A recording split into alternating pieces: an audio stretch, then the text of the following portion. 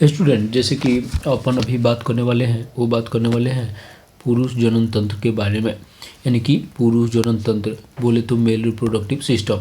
तो अपन अभी जो बात करने वाले हैं वो पुरुष जनन तंत्र मेल रिप्रोडक्टिव सिस्टम के बारे में बात करने वाले हैं।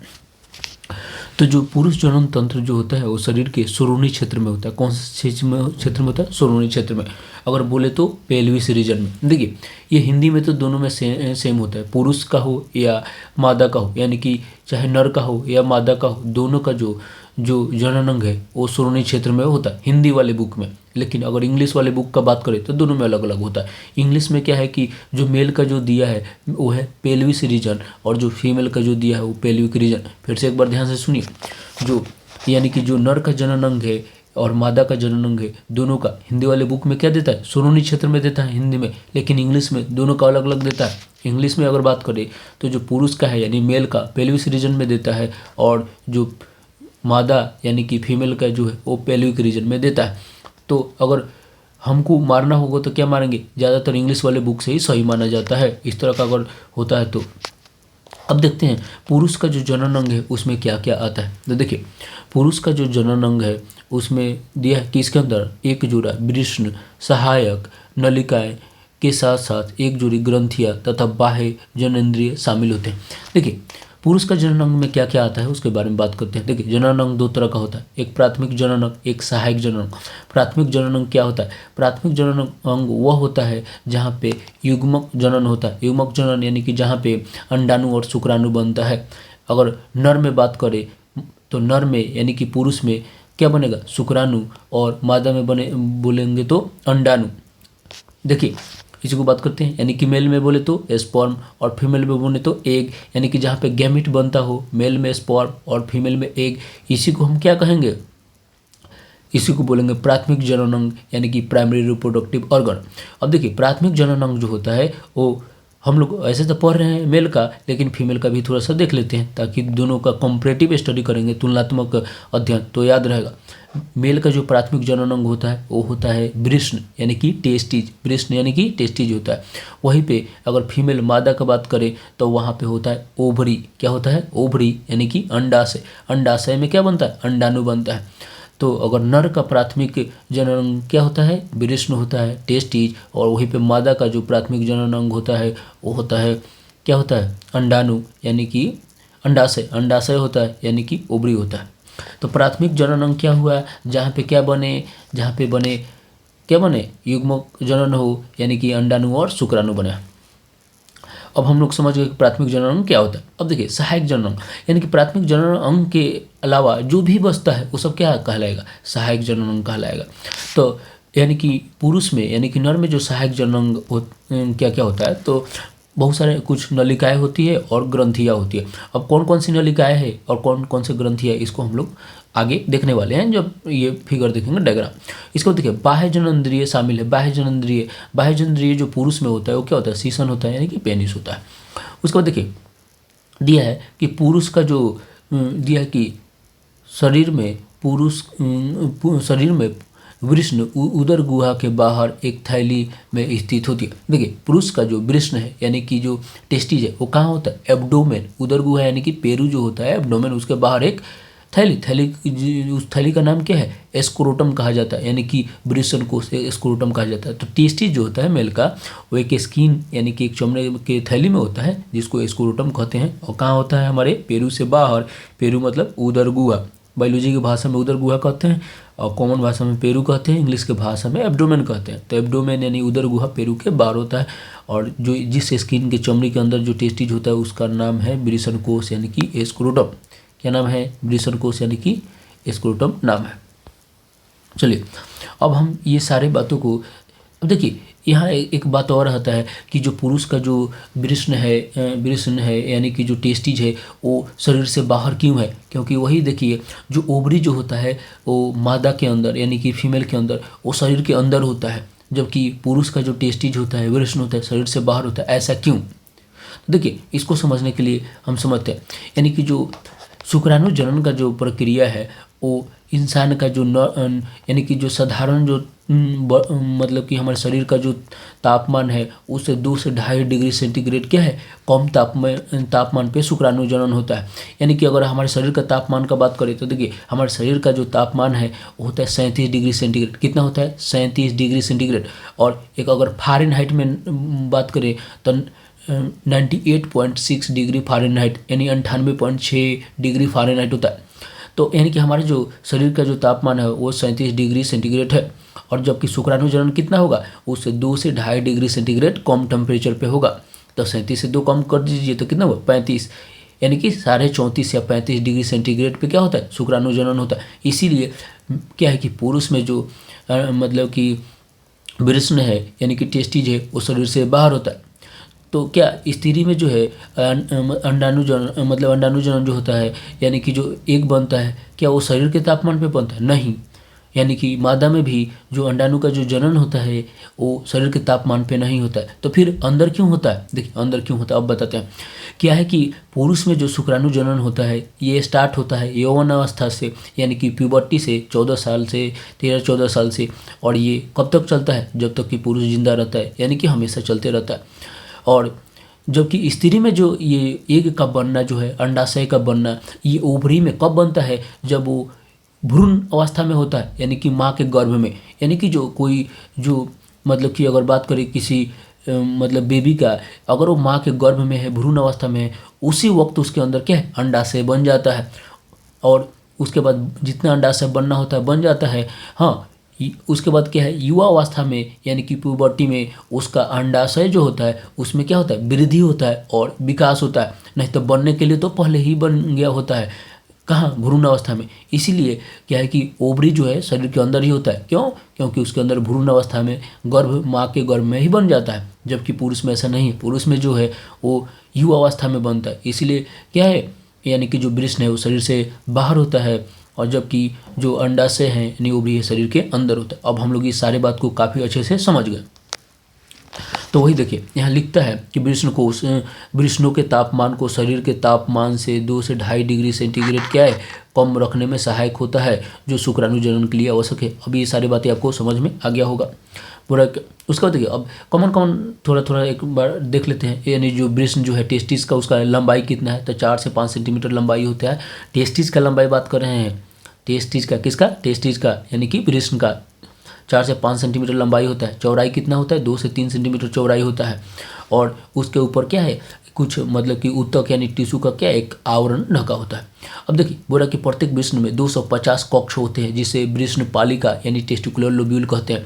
देखिए टेस्टी जो होता है ना उसमें 250 कक्ष होते हैं जिसको टेस्टिकुलर लोब्यूल कहा जाता है। अब देखिए यहाँ से समझने वाला बात है कि टेस्टिकुलर लोब्यूल क्या है, 250 कक्ष क्या है। आइए समझते हैं। देखिए यहाँ जो टेस्टिस का जो डायग्राम दिया है ना हमारे बुक में, इस बुक के डायग्राम से हम सही ढंग से नहीं समझ पा रहे हैं। यहाँ जो ये डायग्राम दिया है यहाँ से पूरा काफ़ी हमको क्लियर दिखाई नहीं दे रहा है।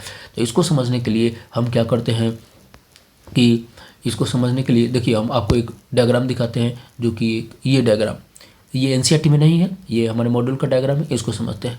देखिए ये जो है टेस्टिज, अगर टेस्टिज को काट करके देखें तो ये इस तरह से नजर आएगा। कैसे नजर आएगा? इस तरह से देखिए 1 2 3 इस तरह का जो होता है ना, इस तरह का ये इस तरह का जो होता है कितना होता है? 250 होता है इस तरह का। इसी को बोलते हैं टेस्टिकुलर लोब्यूल। क्या बोलते हैं? टेस्टिकुलर लोब्यूल इस तरह का। यानी कि टेस्टिकुलर लोब्यूल अगर हिंदी में बोला जाए तो क्या बोलिएगा? इंग्लिश में तो टेस्टिकुलर लोब्यूल बोलते हैं। अगर इसको हिंदी में बोला जाए तो इसको हिंदी में क्या बोलिएगा? इसको हिंदी में बोलिएगा वृषण पालिका। क्या बोलेंगे? वृषण पालिका यानी कि टेस्टिकुलर लोब्यूल होता है। तो ये तो समझ में आ गया ना कि ये जैसे कि इस तरह का ये इस तरह का 250 होता है जिसको टेस्टिकुलर वृषण पालिका बोलते हैं। उसके अंदर देखिए इसमें 2 से 3 इस तरह का जो नली जो घुमावदार नली है इसी को बोला जाता है सेमिनिफेरस ट्यूब्यूल। क्या बोलते हैं? Seminiferous tubule. ये फिगर को ध्यान से देखिए क्योंकि ये फिगर बार बार काम आएगा। ये क्या है? Seminiferous tubule. ये सेमिनिफेरस ट्यूब्यूल जो होता है ये टेस्टिकुलर लोब्यूल टेस्टिकुलर लोब्यूल जो होता है उसका संख्या तो 250 होता है एक टेस्टिज में, और सेमिनिफेरस ट्यूब्यूल जो होता है ना एक टेस्टिकुलर लोब्यूल में 1 से 3 होता है। चलिए ये डायग्राम तो आप देख लिए, एक बार और आप इसको डिटेल में देख लीजिएगा ये फिगर को ध्यान से। अब हम समझाते हैं, आपको ये समझ में आएगा, उसके बाद एक बार देख लीजिएगा। देखिए अब हम बनाते हैं आपको फिगर। तो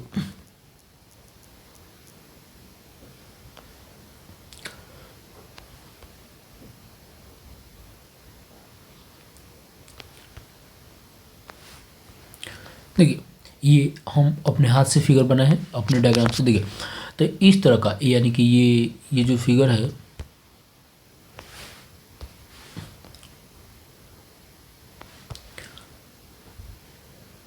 इसको एक बार फिर से हम रफ में आपको समझाते हैं जो कि समझ में। देखिए हमारा जो टेस्टिज है इस तरह का क्या है, टेस्टिज होता है, इस तरह का टेस्टिज होता है, इस तरह का हमारा टेस्टिज है। इस टेस्टिज में इस तरह का कितना होता है, लगभग 250 होता है, लगभग जो है 250 होता है, इस तरह का 250 होता है। इसी को क्या बोलते हैं, टेस्टिकुलर लोब्यूल। ये सब क्या है, टेस्टिकुलर लोब्यूल होता है। अब देखिए एक टेस्टिकुलर लोब्यूल जो होता है उसमें 1 से लेके 3 सेमिनिफेरस ट्यूब्यूल होता है। यानी कि टेस्टिकुलर लोब्यूल क्या है, ये जो दिख रहा है टेस्टिकुलर लोब्यूल है, क्या है, टेस्टिकुलर लोब्यूल है। और इस टेस्टिकुलर लोब्यूल में 1 से 3 इस तरह का सेमिनिफेरस ट्यूब्यूल होता है। क्या होता है, सेमिनिफेरस ट्यूब्यूल। ये क्या है, सेमिनिफेरस ट्यूब्यूल इस तरह का होता है। इसका नंबर कितना होता है, 1 से 3, यानी कि सेमिनिफेरस ट्यूब्यूल 1 से 3 होता है। इसी डायग्राम को मैंने क्या है यहाँ बनाया। देखिए ये टेस्टिकुलर लोब्यूल है ब्लू वाला, उसके अंदर सेमिनिफेरस ट्यूब्यूल 1 से 3 है। और जो सेमिनिफेरस ट्यूब्यूल जो होता है उसके बीच बीच में कहीं कहीं पे कुछ सेल प्रेजेंट होते हैं। यहाँ बीच बीच में क्या है कि किसी दूसरे पेन के दूसरे कलर से दिखा दे रहा हूँ। यहाँ बीच बीच में कुछ सेल प्रेजेंट होता है बीच बीच में। इस सेल का नाम है इंटरस्टेशियल सेल और लेडिक सेल। इंटरस्टेशियल सेल और लेडिक सेल, ध्यान रखिए। ये जो इंटरस्टेशियल सेल लेडिक सेल है यही सिक्रेट करता है male sex hormone testosterone. Male sex hormone क्या होता है, टेस्टोस्टेरोन। फिर से ध्यान रखिए, मेल सेक्स हार्मोन होता है टेस्टोस्टेरोन। फीमेल का भी बात कर लेते हैं। फीमेल का जो सेक्स हार्मोन होता है वो होता है ईस्ट्रोजन। क्या होता है, ईस्ट्रोजन।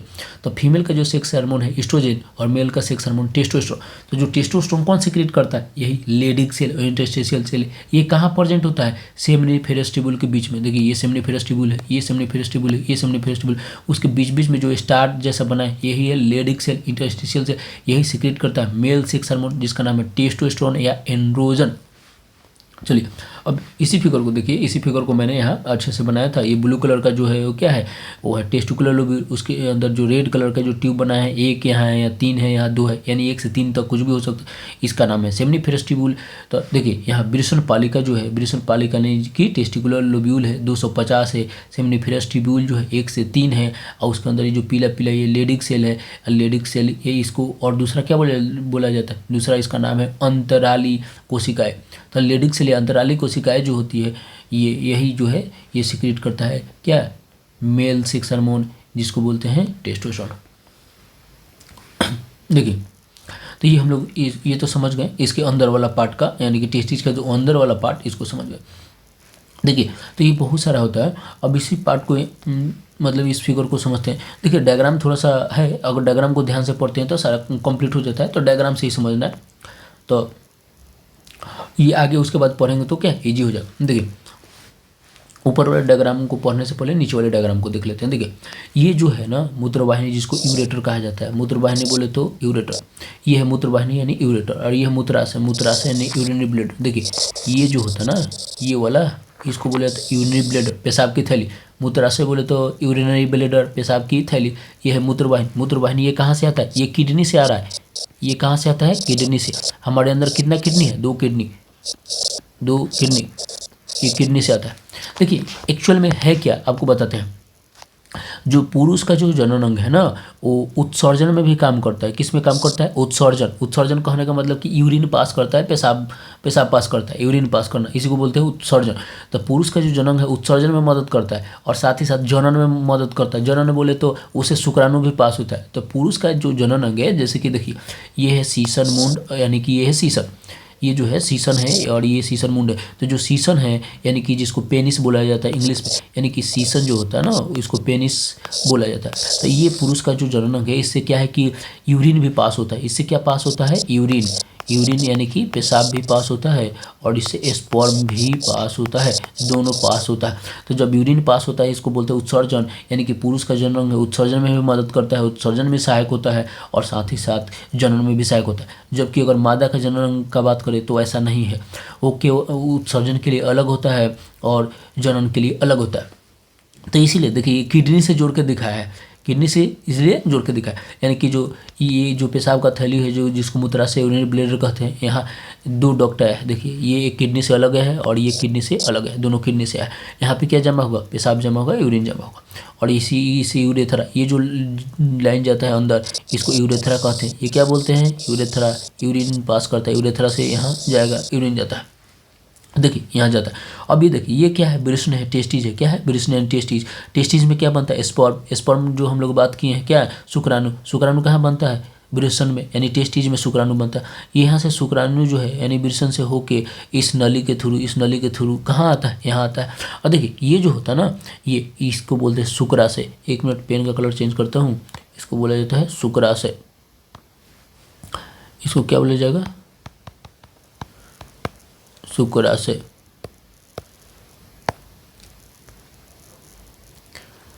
तो देखिए इसको बोला जाता है शुक्राशय।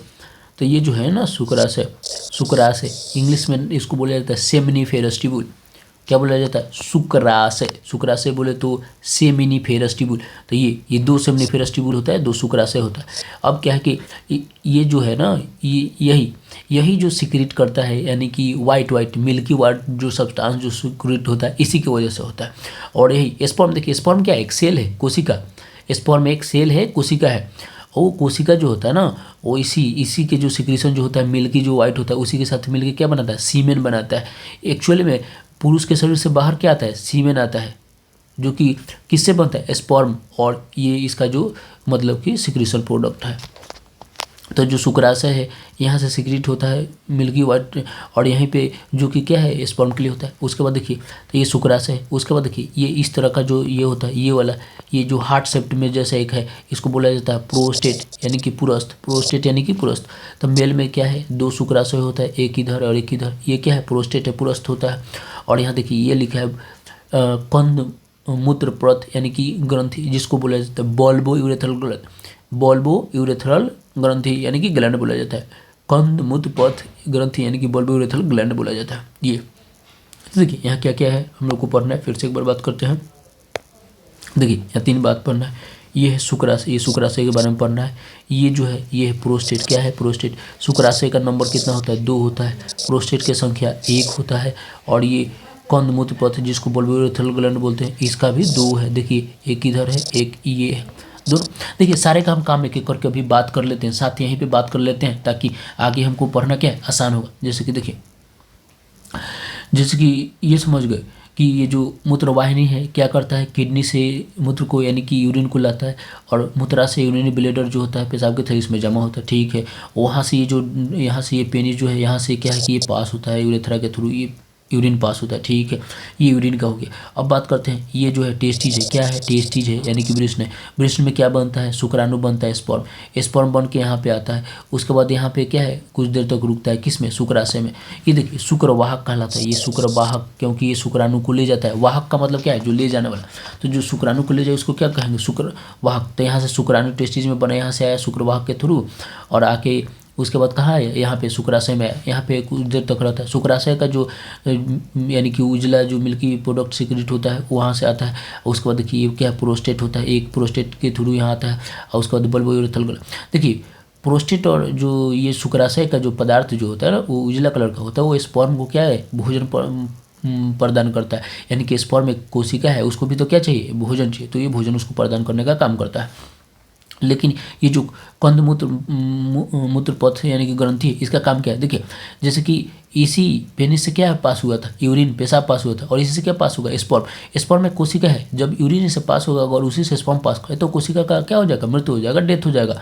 तो इसीलिए क्या करता है कि यहाँ जो अम्लीय जो माध्यम होता है यानी एसिडिक मीडियम जो होता है यूरिन के कारण, उसको ये क्या करता है, उसको न्यूट्रलाइज करके उसको न्यूट्रल बनाता है, और फिर इससे क्या पास होता है, स्पर्म। और दूसरा इसका काम है, एक तो काम करता है कि यानी कि जो यूरिन पास हुआ उसके एसिडिक यानी अम्लीय माध्यम को ख़त्म करके उसको वहाँ क्या बनाता है, उसको न्यूट्रल बनाता है ताकि स्पर्म आसानी से पास हो गए वो जिंदा रहे। और दूसरा इसका काम ये है कि जब ये जो क्या होता है मैथुन होता है, इंटरकोर्स होता है, उस दौरान ये लुब्रिकेशन में हेल्प करता है यानी चिकनाहट बनाता है, ये इसका काम है बल्बोरल थल का। तो देखिए यहाँ पे हम लोग सब कुछ समझ गए और ब्रिसन का स्ट्रक्चर की भी काफ़ी डिटेल में देख लिए। अब देखिए इसके अब ये फिगर को हम समझ गए यहाँ से। अब देखिए टेस्टिस के बारे में थोड़ा सा और समझते हैं। अब इसके अंदर जाके थोड़ा सा ये डिटेल में है, यहाँ पे आके देखिए टेस्टिस इस फिगर से समझते हैं उसी को डिटेल में। देखिए ये अब समझ में आपको आ गया होगा, ये क्या है, टेस्टिकुलर लोब्यूल है, इसमें क्या है सेमिनिफेरस ट्यूब्यूल है। यहाँ से ये सब देखिए बहुत सारी जाल निकलता है, ये सब क्या है जाल। ये जो जाल निकलता है इसी को बोलते हैं रीटी टेस्टिस। क्या बोलते हैं रीटी टेस्टिस, क्या बोलते हैं रीटी टेस्टिस। देखिए यहाँ लिखा है रीटी टेस्टिस, इंग्लिश में रीटी टेस्टिस कहा जाता है। और यहाँ से जो निकलता है ये इधर देखिए ये कहलाता है इफरेंट डक्ट्यूल। इफरेंट डक्ट्यूल ये जो है इफरेंट डक्ट्यूल है और यहीं से निकलता है भाषा इफरेंसिया। इफरेंट डक्ट्यूल जो है यही बनाता है भाषा इफरेंसिया, इफरेंट डक्ट्यूल। और यहाँ से देखिए ये होता है इपीडिडाइमिस। इपीडिडाइमिस ये जो पार्ट ये इपीडिडाइमिस है, यहाँ टेस्टिस से बाहर आ जाता है और ये आता है यहाँ से, ये इपीडिडाइमिस है ये देखिए। और यहाँ से क्या है भास डिफरेंस होता है, भास डिफरेंस यानी देखिए फिर ये आप समझिए क्या क्या है अंदर। पहले क्या है सेमिनिफेरस ट्यूब्यूल, ये क्या है सेमिनिफेरस ट्यूब्यूल। उसके बाद क्या है रीटी टेस्टिस, उसके बाद क्या है इफरेंट डक्ट्यूल या भाषा इफरेंसिया। उसके बाद क्या है ये कहलाता है इपीडिडाइमिस। उसके बाद क्या कहता है भास डिफरेंस। अब सारे स्ट्रक्चर को समझ में आ जाएगा। ये देखिए अब डिटेल में यहाँ जो लिख दिया है एनसीईआरटी, इस फिगर से अच्छा से समझ में आएगा आपको। इस फिगर से यहाँ समझ में नहीं आता लेकिन सब कुछ लिखा है, इस फिगर को आप समझिए। देखिए क्या लिखा है ब्रिसन पालिकाए। ब्रिसन पालिकाए जो लिख रहा है ना वो क्या है, वो लिख रहा है ब्रिसन पालिकाए सेमिनिफेरस ट्यूब्यूल को। सेमिनिफेरस ट्यूब्यूल उसी को क्या लिखा है ब्रिसन पालिकाए। उसके बाद देखिए रीटी टेस्टिस, रीटी टेस्टिस को क्या लिख रहा है ब्रिसन जालिका लिख रहा है, ब्रिसन जालिका। उसके बाद अभी जो हम लोग देखते हैं भाषा इफरेंसिया उसी को क्या लिख रहा है शुक्रवाहिनी, भाषा इफरेंसिया नहीं शुक्रवाहिनी। और उसके बाद ये इपीडिडाइमिस, इपीडिडाइमिस था उसी को अर्धब्रिसन। अर्धब्रिसन का मतलब इपीडिडाइमिस, अर्धब्रिसन मतलब इपीडिडाइमिस। शुक्रवाहिका मतलब ये भाषा इफरेंसिया। अब ब्रिसन जालिका जिसको जालिका रीटी टेस्टिस बोला था अभी हमने। और ये ब्रिसन पालिकाए यानी कि सेमिनिफेरस ट्यूब्यूल। और यहाँ शुक्रवाहक यानी कि भास डिफरेंस। तो ये देखिए क्रम पूछता है यानी कि कैसे होता है इसका क्रम ऑर्डर। तो देखिए ये पहले होता है ब्रिसन पालिका, उसके बाद होता है ब्रिसन जालिका, उसका शुक्रवाहिनी, अधिब्रिसन और ये शुक्र। तो इसका डायरेक्ट हमको पाथ का ऑर्डर पूछ लेता है कि बताओ कैसे है। तो इसी तरह से होता है जैसे कि ये बना है यानी कि नीचे से ऊपर की तरफ। तो ये देखिए डायग्राम काफ़ी अच्छे से हमने इसको समझा दिया आपको। तो ये डायग्राम हमने आपको काफ़ी अच्छे से समझा दिया। अब देखिए ऊपर वाला डायग्राम को भी देख लेते हैं। तो देखिए वही क्या है मूत्रवाहिनी है, मूत्राशय ये शुक्राशय, शुक्राशय जैसे कि अभी तो हम लोग देख रहे हैं ये मूत्राशय यानी ब्लैडर है, ये शुक्रवाहक है देखिए प्रोस्टेट है, ये सीसन यानी लिंग जिसको पेनिस कहा जाता है जो यूरिन भी पास करता है और इंटरकोर्स में ये यही भाग लेता है। और इसका जो बाहरी फूला हुआ अंग होता है जैसे पेनिस का जो जहाँ पे ये फूला हुआ पार्ट होता है ना इसी को क्या कहा जाता है फूला वाला जो पार्ट है इसी को कहा जाता है सीसन मुंड। और उस पर जो स्किन से यानी कि स्किन से जो है उसको अग्रछद्र कहा जाता है, विरसन कोश है मूत्राशय। ये बल्बोरल ग्लैंड जो हम लोग अब देख चुके हैं, ये है मलाशय, ये है ये सब क्या ही अलग हो गया सकल नली। तो ये सब हम लोग देख चुके हैं यानी कि जो नीचे वाला जो मेन फिगर था ना वही है ऊपर वाला नीचे वाला जो हम लोग देखे। अब देखिए अब तक जो हम लोग पढ़े हैं उस सारे को एक एक करके समझते हैं। एक और फिगर आपको बताते हैं। देखिए ये जो सेमिनिफेरस ट्यूब्यूल इसको भी समझते हैं। ये जो सेमिनिफेरस ट्यूब्यूल है ये क्या है सेमिनिफेरस ट्यूब्यूल। देखिए सेमिनिफेरस ट्यूब्यूल अगर सेमिनिफेरस ट्यूब्यूल को अगर हम काटते हैं, देखिए ये ब्रिसन पालिका जो है 250 है, इसमें क्या सेमिनिफेरस ट्यूब्यूल है। सेमिनिफेरस ट्यूब्यूल को अगर काट कर देखें क्या लिखे सेमिनिफेरस ट्यूब्यूल है, इसको काट कर देखें तो हम काट कर देखते हैं यानी कि सेमिनिफेरस ट्यूब्यूल जो होता है उसको काट कर देखते हैं तो उसमें 2 तरह का सेल होता है। कितने तरह का कोशिकाएं है 2। तो जैसे कि सेमिनिफेरस ट्यूब्यूल है अगर उसको काट कर देखें तो उसमें 2 तरह की कोशिकाएं हमको नजर आती है। जो एक नीला कलर से बना है इसको बोलते हैं सर्टोली कोशिकाएं और जो लाल कलर से बना है इसको बोलते हैं शुक्राणुजनक और स्पर्मेटोगोनिया।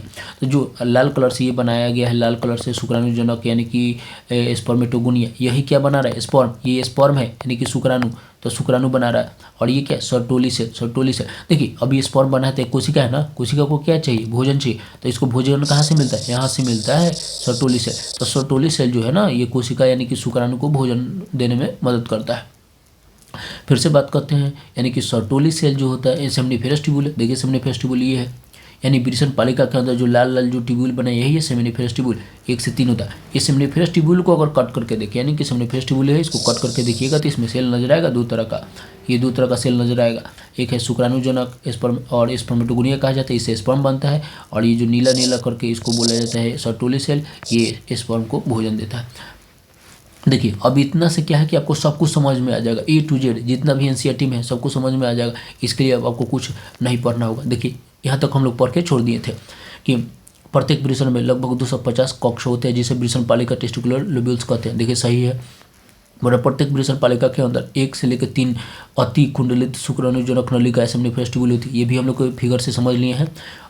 उसके बाद बोल रहा है कि देखिए जिनमें शुक्राणु पैदा होते हैं, ये भी देखिए हम लोग देख लें। प्रत्येक शुक्राणुजनक नलिका का भीतरी भाग 2 प्रकार की कोशिकाओं से आधारित होती है। अभी हम लोगों ने देखा कि इसमें देखिए 2 प्रकार की कोशिकाएं, यही है ना 2 प्रकार की कोशिकाएं, ये भी हम लोग देख लिया 2 प्रकार की कोशिकाएं जो होती है। और एक बुरा शुक्राणुजनक 2 प्रकार की कोशिकाएं होती है। उसके बाद प्रत्येक शुक्राणुजनक के 2 प्रकार की कोशिकाएं स्थापित होती है जिन्हें नर जर्म कोशिकाएं, शुक्राणुजनक स्पर्मेटोगोनिया और सर्टोली कोशिकाएं, समझ रही है ना, ये वही है। यानी कि नरजनक कोशिकाएं और नरजनक कोशिकाएं यानी शुक्राणुजनक स्पर्मेटोगोनिया और सर्टोली, ये जो लिखा है इसी को तो हम लोग फिगर के थ्रू देख रहे हैं, यही फिगर के थ्रू समझ रहे हैं। हो गया। बोला कि नर जन्म कोशिकाएं अर्धसूत्री विभाजन या अर्धसूत्रण के फलस्वरूप शुक्राणुओं का निर्माण करती है, जबकि सर्टोली कोशिकाएं जो है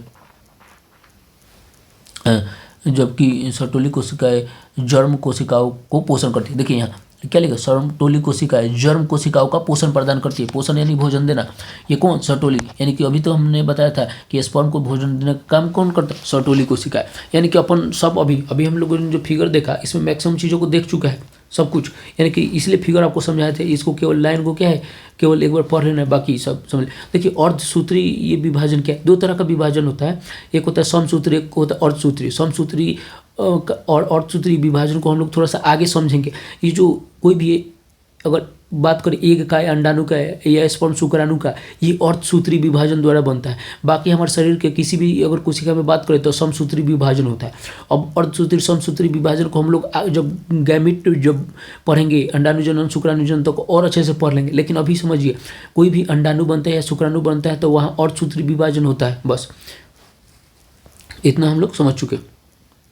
उसके बाद देखिए यहाँ आगे पढ़ते हैं। उसके बाद लिखा है कि देखिए यहाँ शुक्राणुजनक नलिकाओं के बाहरी क्षेत्र में अंतराली काशक इंटरस्टिशियल स्पेस होता है, जिसमें छोटी छोटी दीर्घवाहिकाएं अंतराली कोशिकाएं इंटरस्टिशियल सेल या लीडिक कोशिकाएं होती है। लीडिक कोशिकाएं पुंजन या एंड्रोजन नामक हार्मोन संश्लेषित करती है। देखिए और यह भी तो हम लोग देखे थे, यानी कि जो फिगर जो देखे थे तो इसमें देखिए ये नीला कलर का बनाए, यहाँ पीला कलर का बनाए, यही तो है पीला कलर का लीडिक सेल अंतराली कोशिका है जो कि क्या बनाता है, यानी कि एंड्रोजन बनाता है। एंड्रोजन या इसी को यहाँ देखिए एंड्रोजन या पुंजन कहा जाता है, यही बनाता है। लीडिक सेल जो होता है इंटरस्टिशियल यही बनाता है। तो इसको भी हम लोग समझ चुके हैं। देखिए सारा फिगर हम बना के समझाएं, इसीलिए थोड़ा सा इसमें टाइम लग रहा है, नहीं तो अब तक कब का हो गया होता। देखिए उसको देखिए लिखा पुरुष लिंग सहायक नलिकाएं, यानी कि क्या है वृषण नलिका, देखिए रेटिटेस्टिज, शुक्रवाहक नलिकाएं, भाषाई फ्रेंसिया, अधिवृषण, इपिडिडाइमिस, शुक्रवाहक, भाष डिफरेंस। देखिए ये जो लिखा है अपन देखा कि नहीं, यहाँ पे देखिए तो यहाँ वृषण नलिका है, वृषण जलिका, शुक्रवाहिकी, अधिवृषण, शुक्रवाहक, यानी कि सारा यही तो लिखा है यहाँ पे। यही तो क्या है, यही तो है सहायक नलिका है, यानी पुरुष की लिंग की सहायक नलिका है क्या है, यही क्रम में पूछ लेता है तो अपन को ये होना चाहिए। ये भी हम लोगों ने क्या है देख लिया। इसके बाद देखिए अब क्या है कि बोला उसके बाद अब कुछ खास नहीं है। बोला कि मूत्र मार्ग मूत्राशय से निकलकर पुरुष के सीसन यानी पेनिस के माध्यम से गुजरता है। सीसन यानी पेनिस के माध्यम से गुजरते हुए बाहर के एक छिद्र में खुलता है, जिसे मूत्राशय मुख यूरेथ्रल मीटस कहते हैं। यानी कि जो पेनिस का जो बाहर ओपनिंग होता है जहाँ से यूरिन पास होता है उसको क्या कहते हैं, मूत्राशय मुख यूरेथ्रल मीटस कहते हैं। बस ये कुछ खास नहीं है।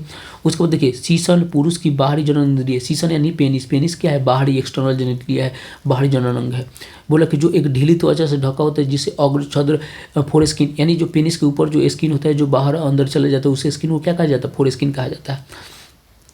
ये हो गया अग्रछद। उसको देखिए बोला पुरुष लिंग की सहायक ग्रंथियाँ, पुरुष लिंग में कौन कौन सा ग्रंथि है सहायक, अभी हम लोगों ने देखा था एक जोड़ा क्या है शुक्राशय होता है, एक पुरस्थ यानी प्रोस्टेट होता है और एक जोड़ा बल्बोरेथल शामिल होता है। देखिए यहाँ लिखा है ग्रंथियों का सराव शुक्राशय की सेमाइनल प्लाज्मा कहलाती है, यानी जो मतलब शुक्राशय पुरस्थ और बल्बोरेथल सारे का जो सिक्रीशन जो है ना उसको क्या कहते हैं सेमाइनल प्लाज्मा।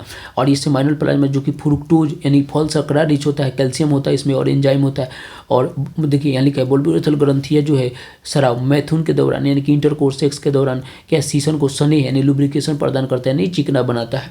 तो ये तो हम लोगों ने क्या है देख चुका था। इसका मतलब कि अब जो है यहाँ पे हम लोगों को क्या है खत्म होता है, यानी कि टोटल हम लोगों ने बहुत अच्छे से डिटेल में पढ़ लिया। टाइम तो लगा लेकिन A to Z इतना डिटेल में आप लोगों ने क्लास में भी नहीं पढ़ा होगा जितना हम लोगों ने पढ़ लिया। Okay, thank you.